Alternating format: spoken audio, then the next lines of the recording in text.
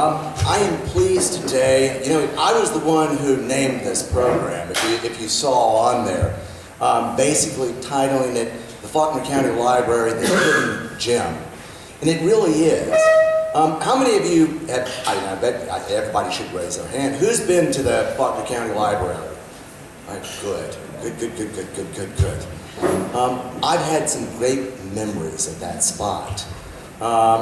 And our speaker today, I'm just going to read you the first line of his bio. He said, a native of Conway, John McGraw received his first library card at the Faulkner County Library in Conway when he was about 6 years old. So he's been a patron of the library for many years. Was that when the library was over at the Faulkner County Museum building over there? Yes. So on. And I don't know if any of you remembered. I remember when I was about 6 or 7 years old, being over there during the summertime, visiting my grandparents. And, you know, it was kind of funny. And all libraries talk to you. If nobody's there, you can go in, and sometimes you can almost hear the books rattling around and talking to you. Now, it could have been the alcohol that I had like that night, but I really believe it. I used to go to the University of Washington, and after school and be studying until about 2 o'clock in the morning and coming out and just almost hearing all the voices of all the wisdom. I mean, I remember it basically where you could read about the Hardy Boys, or Tolkien, Lord of the Rings, or the Odyssey and the Iliad, all those great novels that just basically just spoke to your basic beliefs on it. I've got a great quote from Liba Bray. It said, the library card is a passport to wonders and miracles, glimpses into other lives, religions, experience, the hopes and dreams and striving of all human beings.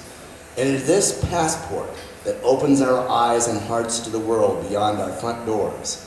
That is one of our best hopes against tyranny, xenophobia, hopelessness, despair, anarchy, and ignorance.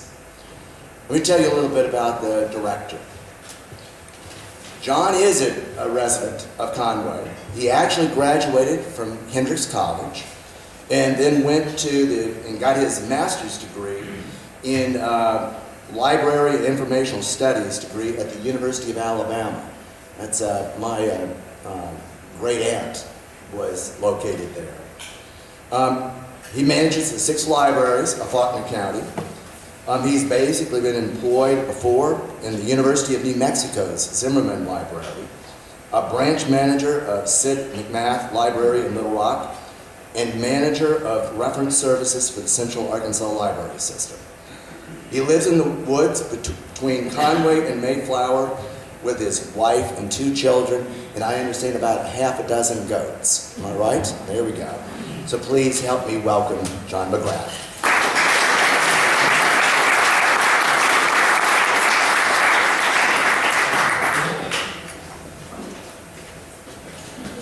Good afternoon. Thank you for having me. This is really exciting.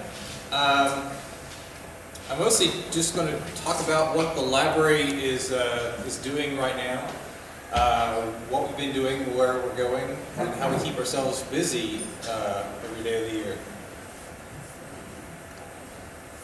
My hair won't move.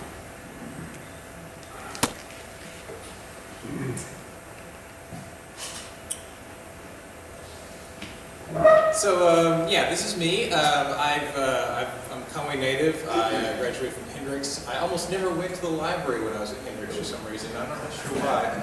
I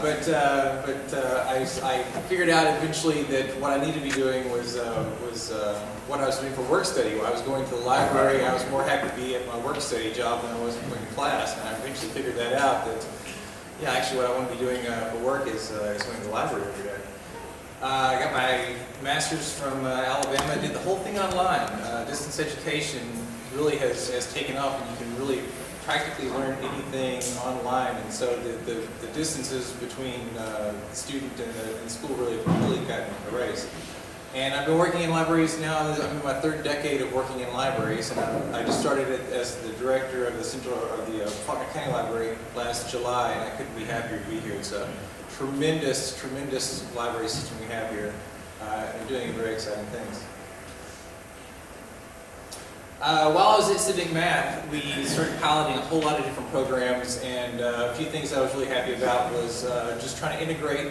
Well, when we built the library at Civic Math in 2004 in a neighborhood that was desperately in need of a library, and the people there just had this beautiful building drop down in their neighborhood without any real sense of what libraries could do or had been doing or should do, and they were constantly sort of challenging us, can we do this, that, or the other? Can this be a community space? Can this be a space for learning? And we just strove to not say no to people. We actually kept a list. If you have to say no to somebody, write down on the list what you said no to. We tried to make those things disappear.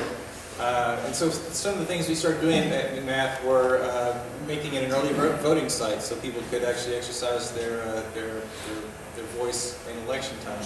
Providing tax assistance to people of low income and limited means. Checking out laptops to people.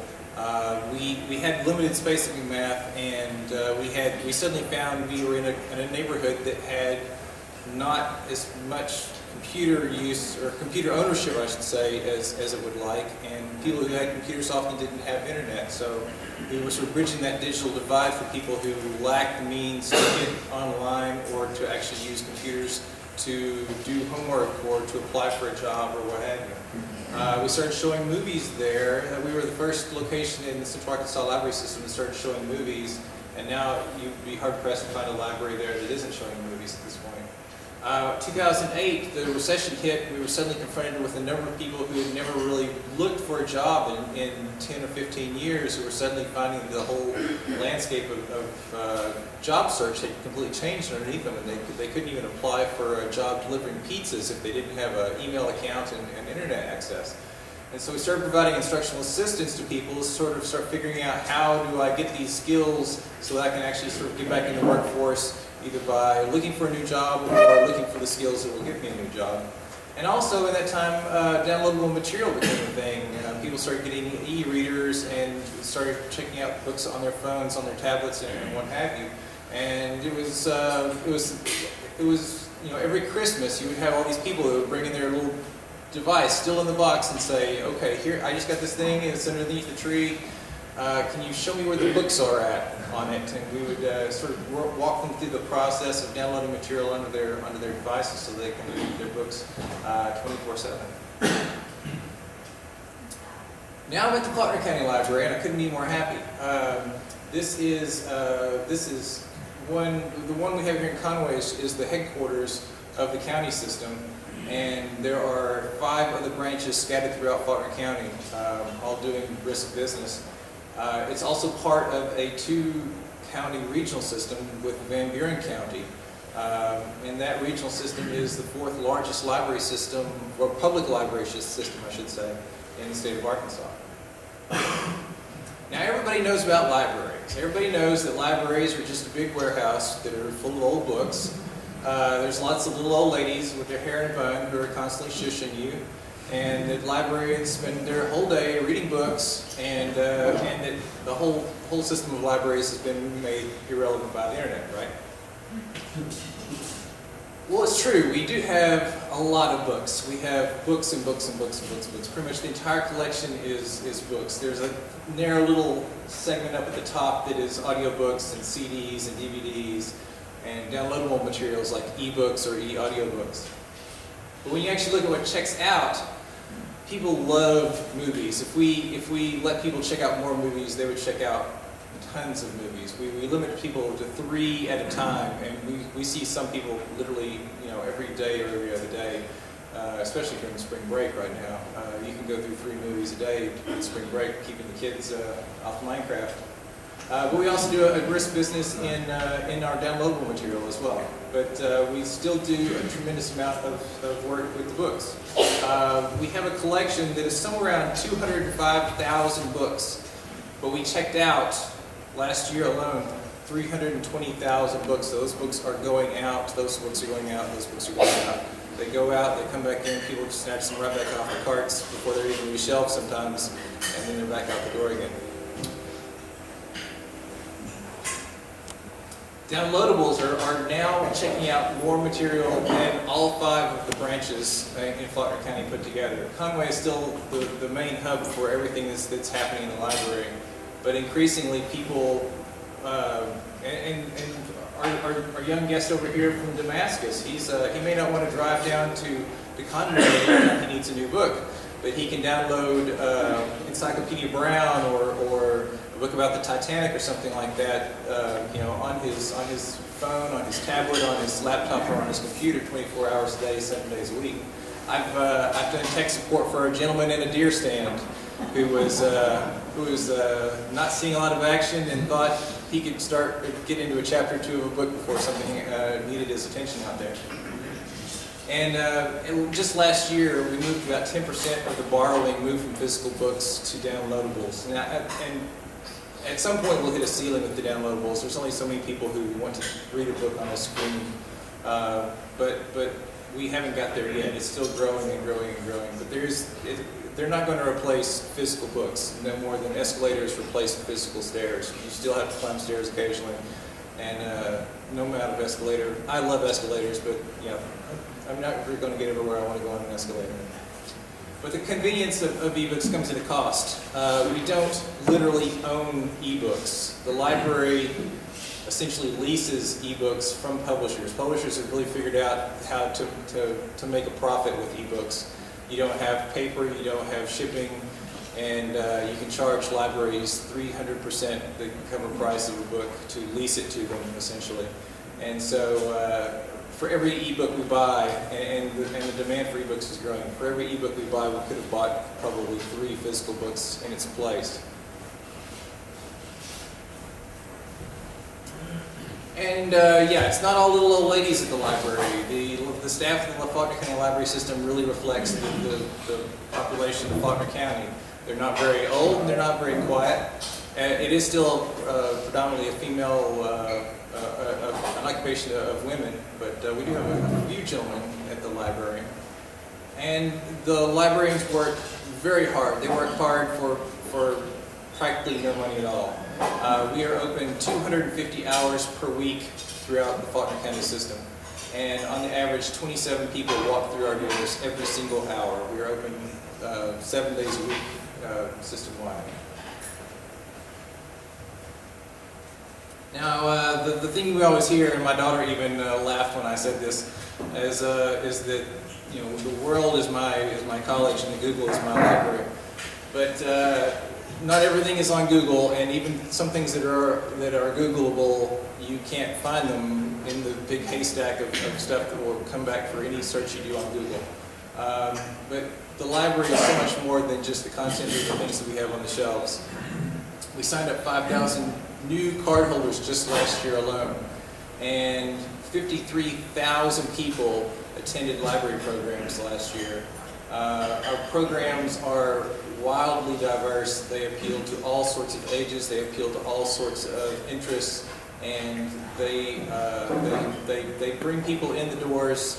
And sometimes those people leave with books, but a lot of people come in for programs religiously, and come here only for that. Essentially, the library has become a sort of a community space for cultural activities that you really don't get in other locations. This is sort of a word cloud of everything, all the programs that we do.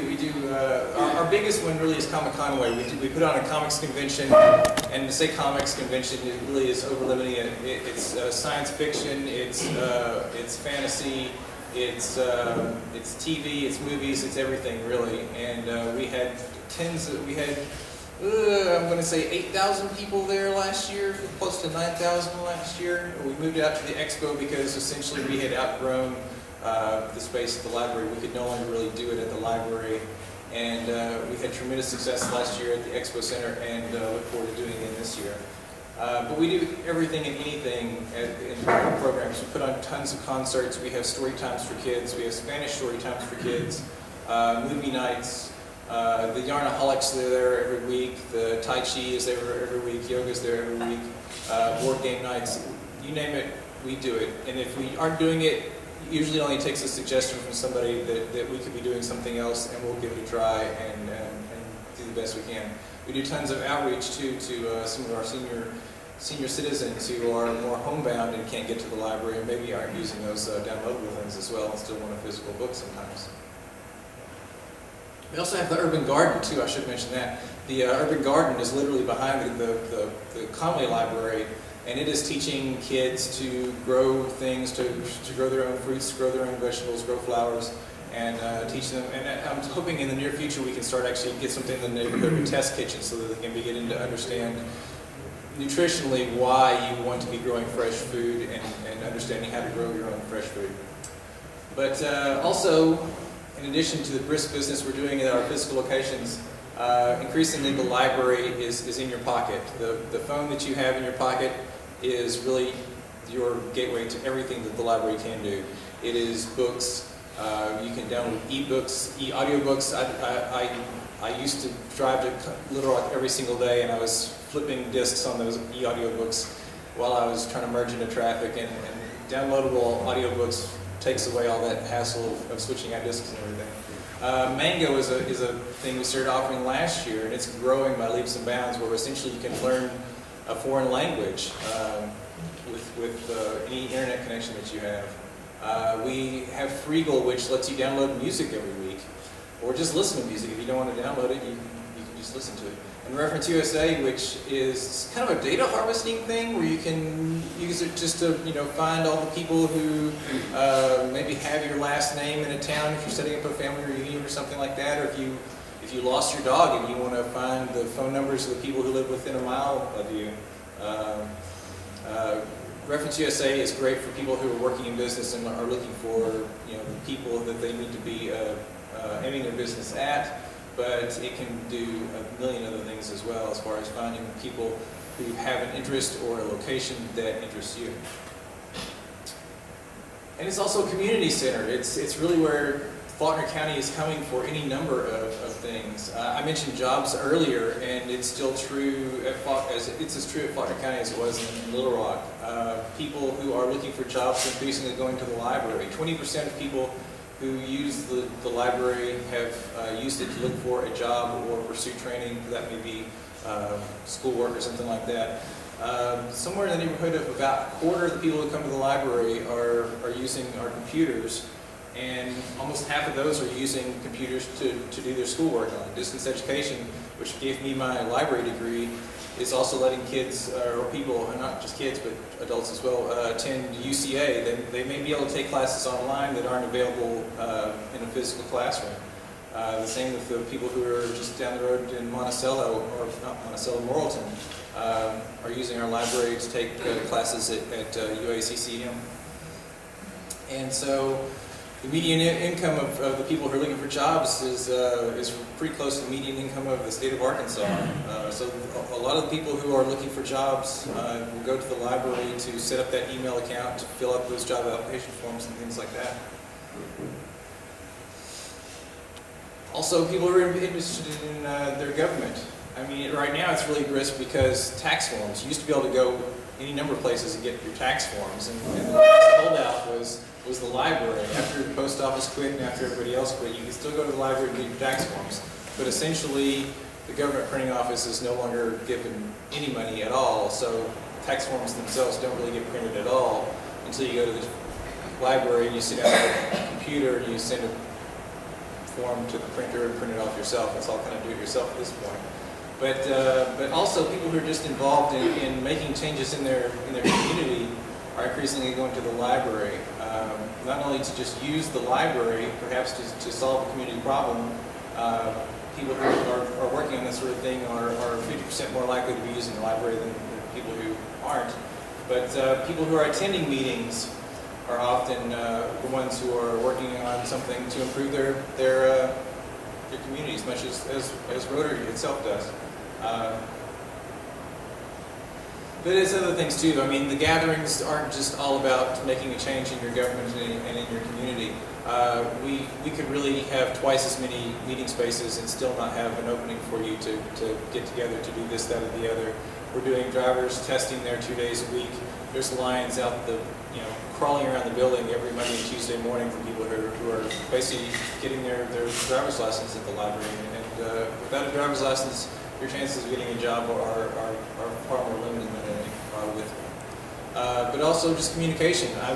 We've had to shush people occasionally and gone to find out they're Skyping with people who are deployed overseas or are in a correctional facility, many states away, or in school many states away.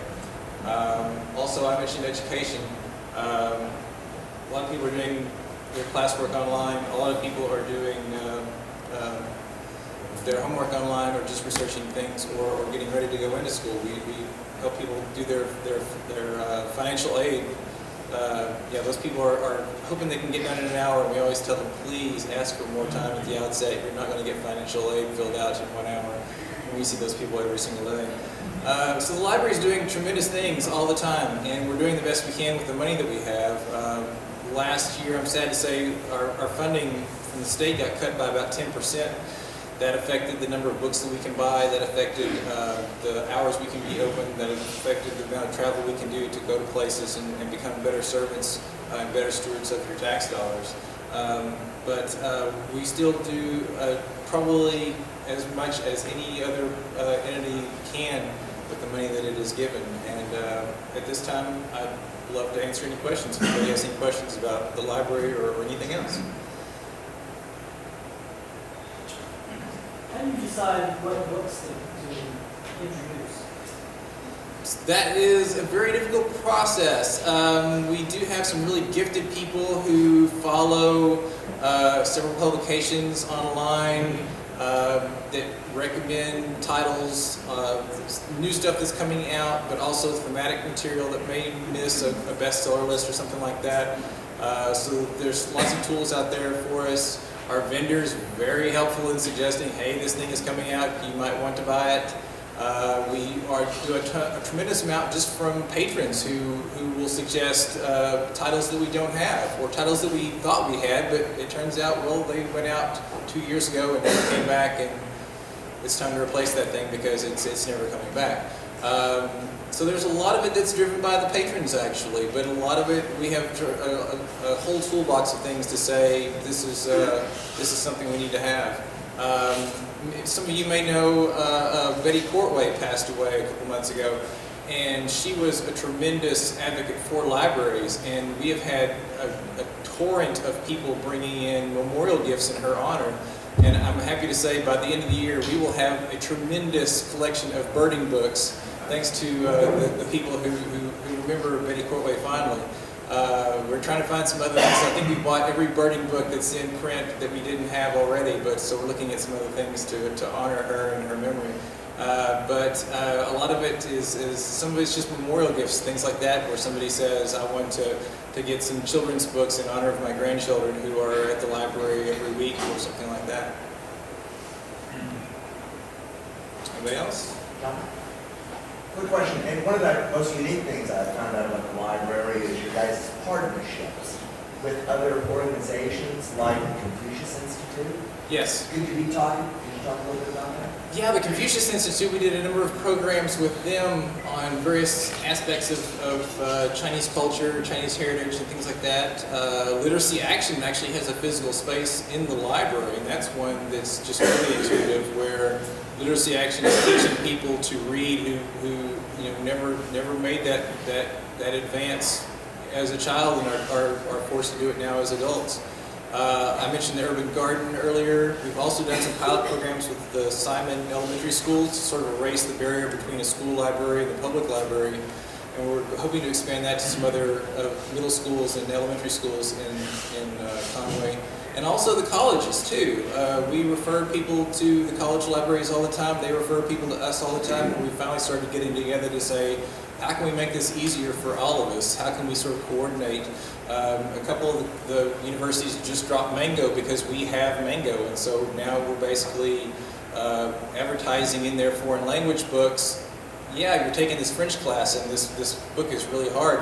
Maybe this app that you can get on your phone is a nice supplement to the work you're doing in your French class to learn to speak French or something like that. There's a tremendous amount of stuff like that where there's civic organizations who are interested in getting something done and getting their services out there, and the library is partnering with them to do programs like that.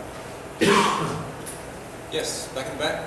I'll give you a testimony. A couple weekends ago, I took my granddaughter to the library of House and just expected to check out 2 books. Great, and that worked out fine. We all had an art display in one of the middle schools in Conway. We must have spent 30 minutes looking through that art display. Terrific job of the students in Conway. As well as got involved in one of the children's activity rooms there. I bet we spent an hour and a half there just doing that, and my congratulations for a great experience. Thank you, thank you. I hear a lot of kids crying when their parents are physically dragging them out of the building. It's the most beautiful, horrible noise you could really imagine. You have a question? Yeah, I just wanted to thank y'all. Nancy comes to the nursing home, Conway Healthcare. She comes over there and reads books quite often, and I just want to thank y'all for your outreach into the senior living. It's a very important part of the process. It really helps the people. I mean, not just to hear a story, but that interaction and the gift of storytelling too, really does a lot with that therapeutic process of keeping them engaged. Yeah. She can pay me later, but she's faithful in there. Nancy does a tremendous job. She hosts concerts. She has crazy hours. You know, Tim Ernst is doing a slideshow, and it has to be pitch dark, so she's got to be there late to set up and to take things down. Every performer has their own unique set of demands and needs and setups, and she attends to concerts. And we had dumplings from the Confucius Institute, and Backyard Gourmet. We've done some stuff at the Shakespeare Theater, and you really have to be incredibly versatile to do what she does. It's probably twice as hard programming for adults as it is for children. Children are much more into routines and predictability than adults are. Adults really have to constantly be reinventing what we're doing, and Nancy does that day after day. Just a comment, you said a while ago that the government printing office is about shutting down. They are funding it less and less. Well, personal experience, I like to have a copy of the 1040 instructions. Yes. And got online and ordered it. Get a letter back saying, well, they're not available at this time. Yes. And we'll send it to you when they become available. And about a month and a half later. Yes, last year they advertised a 1-800 number. You could call a 1-800 number and they would send you all the forms they needed, but they didn't tell you that you'd be on hold for about 2 hours before you got to speak to somebody. And then some people then reported that they didn't even get the forms that they requested. They got some of the forms, or they got different forms. Really, the easiest thing to do is to go into the library and sit down on a computer, go to irs.gov and print off everything you need for 10 cents a page. And if you tell the librarians you're printing off 40 pages of the instruction booklet to the 1040 book, they will probably even cut you a deal on that, I think. Just one last thing. I know Lloyd and Bill Simmons would like to hear about this, about the seed library. Oh yes, the seed library. It is literally what it sounds like. It is a seed library. It dovetails nicely with the work being done with the urban garden. People bring in seeds that they have, they get seeds that they don't have. It's an exchange of things that you need or want to try. You may have space in a backyard for just 1 or 2 of some exotic thing you would like to have a turn at growing yourself. And a seed library is ideal for that, where you don't have to go into a feed store and get several scoops of something. May I just add something about the seed library? Please. We have seed swaps every year, and the seed library got fairly decimated, but I'm happy to report to you that we just bought about 100 different seed packets from bakers, and our garden core team members will be sorting them out and putting them in the file cabinet, and they're soon they'll be available again. Yep, we just added a greenhouse back there to the urban garden too. So we've been growing things all winter long. So now the urban garden isn't a 8 or 9 month a year project. It's going 12 months a year now. I'm happy to say. And that's really due to our friends of the library group, which is doing. I really should have mentioned them earlier. We have some 750 plus people as members of the Friends of the Library group. Some of them sign up only so they can get into the book sale early, and there's no shame in that either. I love to get into book sales early myself, so I'm as guilty as anybody there. But the Friends of the Library, they have funded amazing things for the library, including buying a greenhouse for the urban garden and giving them another 3 or 4 months of activity every year. So if you want to get involved, the easiest thing probably, if you don't want to volunteer, we can use the volunteers all the time too, is to join the Friends of the Library. They do amazing work. Anything else? When is the book sale? Ah, yes, the book sale.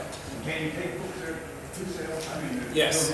We will take donations anytime. We get donations 24/7. We come in every day and there's books donated. We donated books in the book drop. There's piles of books sitting at the door when we get there. You can always bring in donations. We take everything. We take magazines, we take books, we take records, we take videos and DVDs and everything. The sale is the 8th and the 9th of April, the first real weekend of April. Friday is for the friends only. Saturday, we open it up to the public. We sell by the pound. That's how good the book sale does, is we sell by the pound. Thank you very much for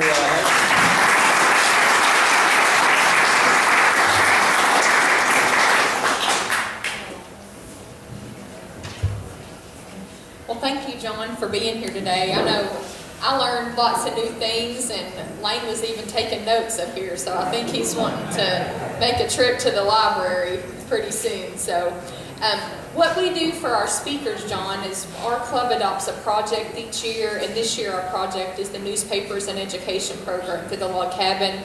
So we'll be donating 50 newspapers in your honor to local classrooms here in town. So thank you for being here today. And I failed to mention one thing on the happiness report earlier. Lloyd Westbrook was also honored last week. The Chamber of Commerce at their annual meeting renamed their Good Neighbor Award the Lloyd Westbrook Good Neighbor Award. So it was a very...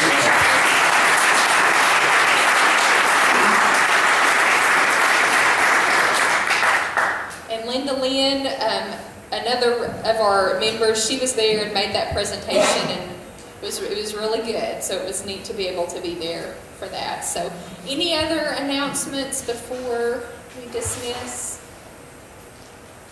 All right, if not, let's stand and we'll be adjourned with the four-way test.